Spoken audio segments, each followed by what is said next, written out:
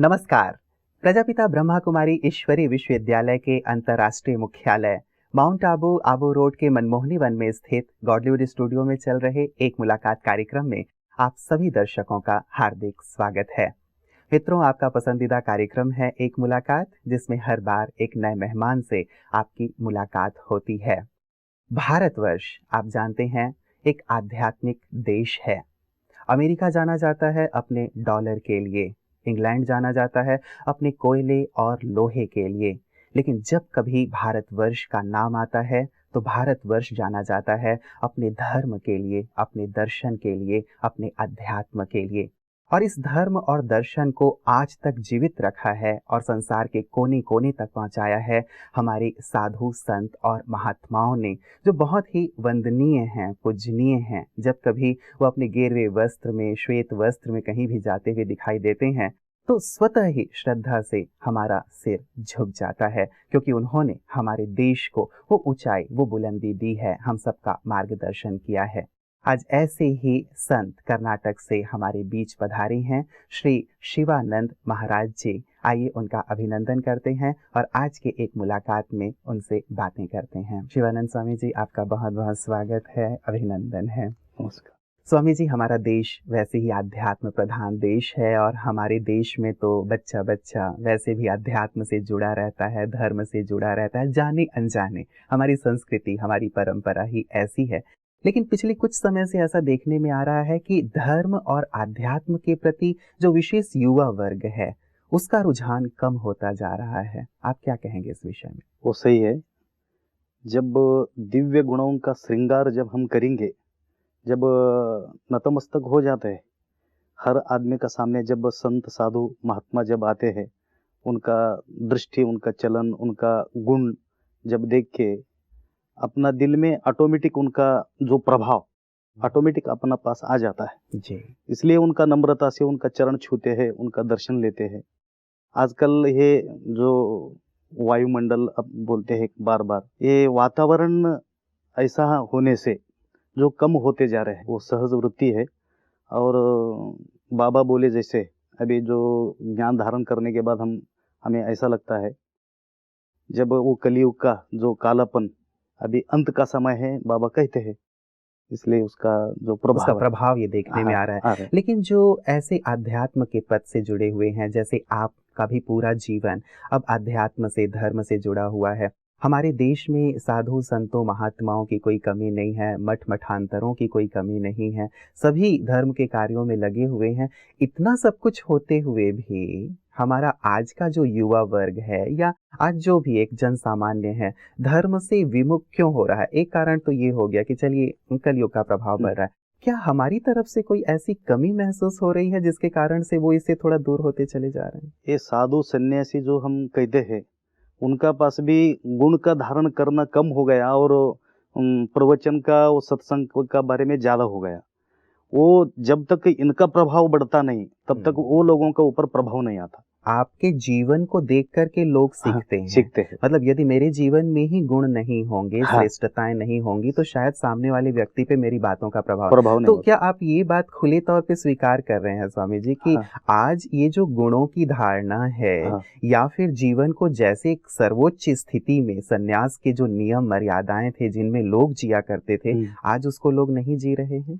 लोग तो जी रहे हैं, उनका जो श्रद्धा है उन्होंने जी रहे हैं, लेकिन हमारा ज्यादा प्रभाव उनका पास जब जाना है, उनका प्रभाव आना है, तो ये धारण करना आवश्यक है। जब तक हम धारण नहीं करेंगे तब तक प्रभावित नहीं हो सकते। मतलब हमारी धारणा की बहुत ज्यादा आवश्यकता है। आजकल स्वामी जी, हम कई बार, क्या आपको नहीं लगता कि बहुत सारे ऐसे हमें देखने और सुनने को मिलते हैं, प्रिंट मीडिया में भी, इलेक्ट्रॉनिक मीडिया में भी, कि फलाने महाराज या फलाने बाबा, उनका भंडाफोड़ हो रहा है, वो जैसा कहते थे वैसा तो था नहीं, और बहुत प्रकार की ऐसी चीजें जिनकी मैं चर्चा भी नहीं करना चाहूंगा, हमारे दर्शक जानते हैं। तो ये सारी चीजें भी क्या कारण बन रही हैं कि लोग धर्म से दूर होते चले जा रहे हैं? वैसा तो कुछ नहीं। जब भी तुकाराम महाराज थे, ज्ञानेश्वर मौली थे, बड़े बड़े संतों को सुद्धा शब्द आ गए, वैसा उस जमाने में उनका, लेकिन उन्होंने जो धारणा पक्का था उनका, इसलिए वो छोड़े नहीं। ऐसे अभी तो सच्चे को सूल चढ़ाए झूठे के इतबार, ऐसा बोले जैसे। सच्चा जो चलने वाला है वो आदमी को कुछ ऐसा हुआ तो भी वो तनावग्रस्त में नहीं आ सकता। वो प्रसन्नता का वो परिपूर्ण रहने के बाद वो बाहर का वायुमंडल उनको कुछ नहीं कर सकते। जब वो प्रसन्नता परिपूर्ण हो जाना चाहिए, जब वो प्रसन्नता परिपूर्ण नहीं है, हमारा में बिगाड़ आ जाता है। जब हम परिपूर्ण है, कुछ भी नहीं सकते, कमल पत्र जैसे पानी में रहते हुए भी वो कुछ उसका स्पर्श नहीं होता, उससे हम अलग रहते हैं। अलग चलिए, रहते। आप लोग तो अलग रह सकते हैं कि आपने संसार का त्याग कर दिया, लेकिन लोग तो बेचारे संसार में ही रहते हैं ना, उनको तो उसी कीचड़ में रहना है, तो उन पे तो कीचड़ भी लगेंगे, तो उस पे तो पानी की बूंद भी आएगी, सभी प्रकार की चीजें आएंगी। लेकिन जब वो श्रद्धा भाव से, एक ऊंचे भाव से ऐसे संत समुदाय को देखते हैं, तो बहुत ज्यादा भावना है भारतवर्ष में, जैसे शुरुआत में भी मैंने कही। लेकिन जब इस प्रकार के कांड होते हुए देखते हैं कि कहीं कोई किसी में लिप्त हो गया है, कहीं कोई भ्रष्टाचार कर रहा है, कहीं कोई किसी नारी के पीछे पड़ गया है, तो फिर मन को बहुत ठेस पहुंचती है कि जिनके लिए हम इतना श्रद्धा भाव रखते हैं, इतना सम्मान करते हैं, जो हमारे धर्म के रक्षक हैं, आज उनकी ये हालत हो गई है, तो फिर हम औरों से क्या उम्मीद कर सकते हैं। इसलिए बाबा बोलते हैं हद का सन्यासी और बेहद का सन्यासी।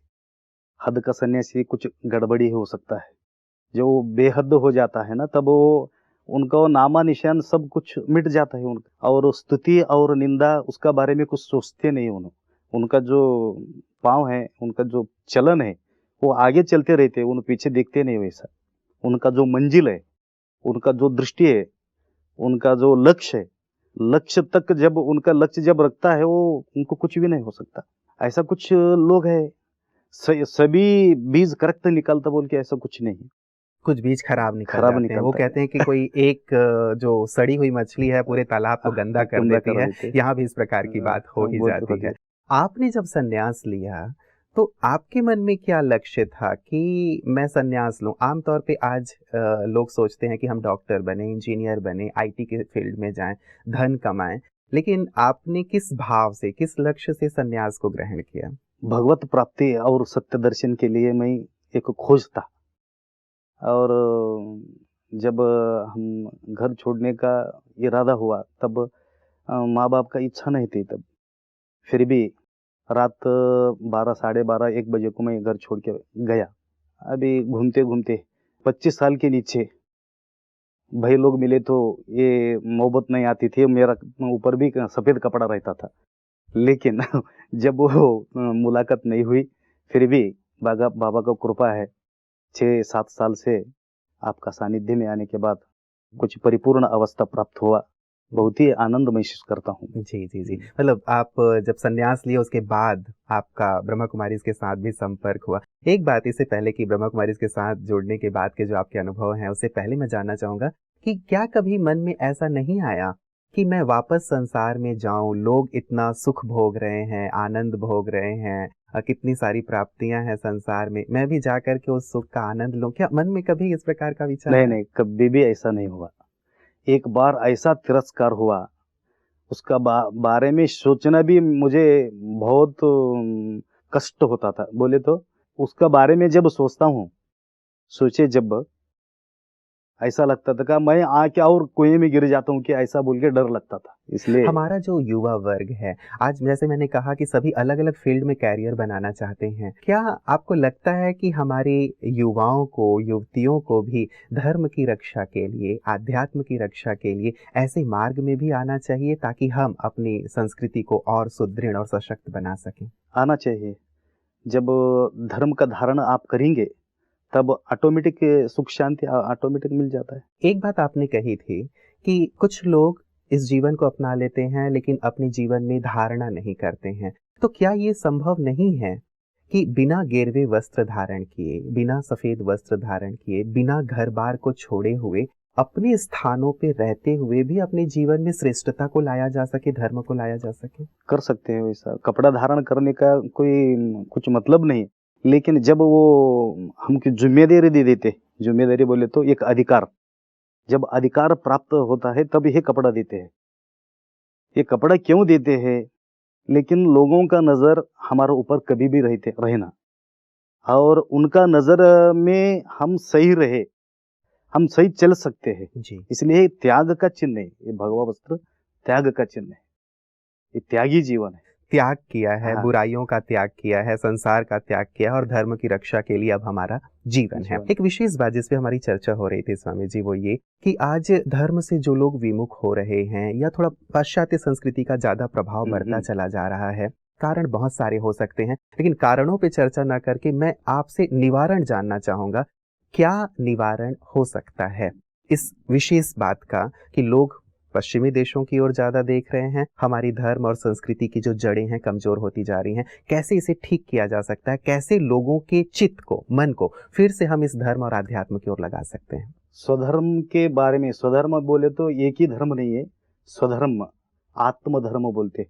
आत्मशुद्धि लेने आचार दिएला। जब आचार भ्रष्ट होता है तब उनको अशांति मिलता है, जब आचार मार्ग में जब चलता है उनको शांति मिलता है। आचार मार्गे ठाई रावरंक सारगे छिपाई, बोले तो जब तक आचार मार्ग में आप है तब तक आपको शांति है। जब आचार छोड़ देंगे, अपवित्र हो जाएंगे, तब आपको शांति कभी भी नहीं मिल सकता है। इसलिए अंतरंग शुद्धि और बहिरंग शुद्धि, जब अंतरंग शुद्धि करते हैं तब बहिर्शुद्धि भी जरूरी है। बहिरंग शुद्धि है और अंतरंग शुद्धि है, ये दोनों मार्ग जब हम स्वीकार करेंगे तब आपको शांति मिलता है। ये आचरण वाली बात तो आजकल है ही नहीं ना, एक सोर्स ही नहीं दिख रहा है व्यक्ति को। आज यदि आप मीडिया की तरफ देख लेते हैं, जो फिल्में परोसी जा रही हैं, जो सीरियल्स दिखाए जा रहे हैं, तमाम प्रकार के जो पत्र पत्रिकाएं हैं, समाज का जो माहौल है, वहाँ आचरण वाली, धर्म वाली तो कोई बात ही नहीं है। तो मूल बात वही मैं आपसे पूछना चाहता था, कैसे हम धर्म को सजीव रख सकते हैं, अध्यात्म की ओर कैसे उन्हें खींचा जा सकता है, क्या सहज हो? आचरण की बात तो तब आएगी जब एक आकर्षण उनको हो, उस चीज को समझें, उसके बाद फिर आचरण की बात आएगी। क्या किया जा सकता है? प्यार से बोलकर उनको शांति दिलाना चाहिए। पूर्व पहले शांति का शब्द कहते हुए उनको जब हम परिवर्तित कर सकते हैं वचनों से, शब्दों से, और जे यहाँ पर जो सुविधा हम देखते हैं यहाँ पे, यहाँ पर आने के बाद ऑटोमेटिक आदमी परिवर्तन हो जाता है। यहाँ का जो स्थिति है जी, यहाँ मतलब प्रजापिता ब्रह्मा कुमारी हाँ, ईश्वरी विश्वविद्यालय। जी जी जी, यहाँ आके आपको किस प्रकार के परिवर्तन का अनुभव हुआ? अच्छा, इसका बारे में जब शुरू में यहाँ पर आया था, आने के बाद कुछ धारणाएं भी ऐसी है हमारा धर्म में, जब कोई पका हुआ अन्न नहीं खाना, अन्न का शुद्धि जरूरी है, और पानी का शुद्धि, अन्न का शुद्धि, व्यवहार का शुद्धि, ऐसा शुद्धि में जब हम जीवन जीते हैं। लेकिन यहाँ पर आने के बाद जब टोली का प्रसाद दिए, या खाना या नहीं खाना, कोई कौन बनाया सो है बोल के मेरा थोड़ा विचार आया। जब ऐसा हाथ में पकड़ के जब बाहर जा रहा था, जाने के बाद एक माँ, बूढ़ी माँ बैठी थी। जब जाके उनको मिला, माता जी कहाँ से आए हैं? मैं महाराष्ट्र से। ठीक है भैया, माँ यहाँ पे कितना साल से आ रहे हैं? उन्होंने बोला उनका कुछ अनुभव, टोली दिए सो है, आप थोड़ा ले ले। या और कुछ उनसे मैं बात किया, वो बोला 20-22 साल से मैं आता हूँ, और बाल बच्चे वगैरह कितना है आपको? एक ही बेटी है। फिर कहाँ रहते हैं? यहाँ पर रहते हैं। समर्पण हुआ है। आपको ऐसा नहीं लगता समर्पण होने के बाद आपको दुख नहीं हुआ? समर्पण बोले तो मैं बेटी का शादी किया। बोले शादी किए किससे? बाबा से शादी हुआ। और मैं दामाद का घर में कभी कभी आता हूँ, आनंद लेता हूँ, और दुख देने वाला, सताने वाला दामाद नहीं है। बहुत भगवान ही दामाद बन गया है, और मुझे क्या कम है? ऐसा कुछ अनुभव सुनने के बाद बहुत आनंद हुआ। और यह जीवन जब 800-900 साल का नीचे महादेवी बोल के एक बड़ा प्रभावित आत्मा हुआ था, उन्होंने बोले थे आत्मसंगातಕ್ಕೆ ನೀಯನಗುಂಟು, आत्मसंगातಕ್ಕೆ ನೀಯನಗುಂಟು। शरीर संगाति के बारे में बोले नहीं, आत्म संगाति के बारे में उन्होंने बोले सो है। उन्होंने वो भगवान से इतना प्यार की, और ऐसे ऐसे बड़े बड़े जो वचन में उन्होंने लिखे सो है कन्नड़ में, उसके बारे में समय नहीं है, फिर भी आपको मैं बताता हूँ। वैसा वो उनका ख्याल में मुझे आ गया, वो माता जो देख के। जब यहाँ आने के बाद कुछ लोग बोलते थे सन्यासी लोगों को कुछ आगे नहीं रहती, कुछ नहीं पीछे नहीं रहती, वो क्या जीवन है। मुझे यहाँ पर आने के बाद ऐसा लगा सन्यासी लोगों को बहुत कुछ है, और यहाँ पर आने के बाद उनका बड़ा सन्यासी का बड़ा परिवार है। यहाँ पे बाबा मिला, माता मिली, बहन मिले, भैया मिले, और सन्यासी का इतना बड़ा परिवार छोड़ के एक छोटा परिवार छोड़ के एक बहुत बड़ा परिवार में आ गए, मिल गया जी। और माँ मिल गए, पिता मिल गए। सन्यास का जीवन तो आप जी ही रहे थे। बहुत सारे लोग और भी सन्यास मार्ग से जुड़े हुए हैं, जो अलग अलग मठ मठांतर से जुड़े हुए हैं, भ्रमण करते रहते हैं। वहां भी उनका जीवन है जो त्याग भरा जीवन है, उसमें भी वैल्यूज पे, साधनाओं पे वो ध्यान देते हैं। ब्रह्मा कुमारीज में जब आप आए स्वामी जी, आपको क्या विशेष अलग लगा? वो भी एक जीवन है जो आप लंबे समय से जीते रहे हैं, जी रहे हैं। यहाँ आने के बाद क्या विशेष अनुभव रहा कि वहां से ये बातें यहाँ पे अलग हैं और इसकी जरूरत है लोगों को? जो वेदों में नहीं मिलता है वो बात यहाँ पर मिलता है। 4 वेदों में जो बात नहीं मिलती वो ज्ञान यहाँ पर हमको मिलता है, और सब वेदों का सार यहाँ पर श्रवण करने में आता है डेली। और अलग अलग ज्ञान बाबा हमें देते हैं, अलग अलग रोजाना अलग खाने को मिलता है।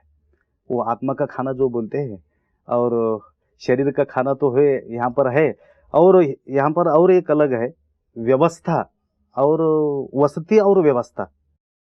वसती और व्यवस्था, कहाँ पर हम गए तो वस्ती के अच्छा रहता है परंतु व्यवस्था नहीं रहती, परंतु जहाँ पर व्यवस्था भी रहता है और वस्ती नहीं रहती।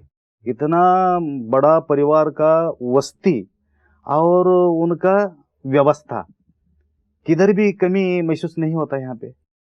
ये ईश्वर की खेल है। बिल्कुल बिल्कुल, बिल्कुल बाबा की ही घर में हो सकता है। क्या आपको लगता है स्वामी जी कि जो तमाम हमारे संन्यास संप्रदाय से जुड़े हुए हमारे साधु संत महात्मा हैं, उन सबको भी एक बार अवश्य ही प्रजापिता ब्रह्मा कुमारी ईश्वरी विश्वविद्यालय में आना चाहिए और देखना चाहिए कि यहाँ किस प्रकार की शिक्षा दी जा रही है, और उस शिक्षा से उन्हें भी लाभ लेना चाहिए? क्या आपको ऐसा लगता है?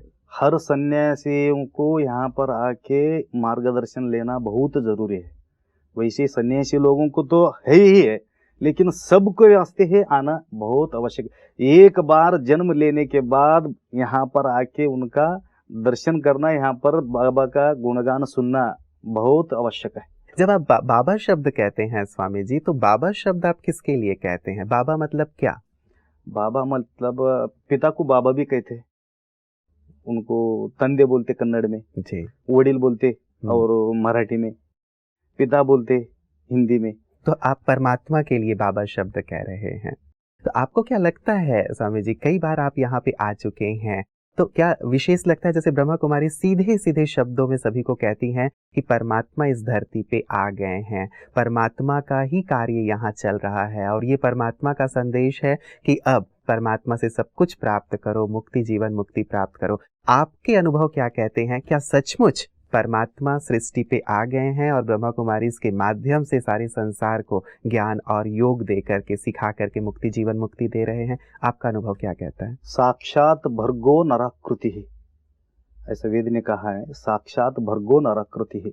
जब मैं जन्म लेता हूँ और नरजन्म में आके मैं लोगों को मैं बताता हूँ, सभी गुणों का श्रृंगार करके जब आता है, जो गुरु बोले तो क्या है, गुरु का पास सद्गुण भरा हुआ जो आदमी है वो गुरु है।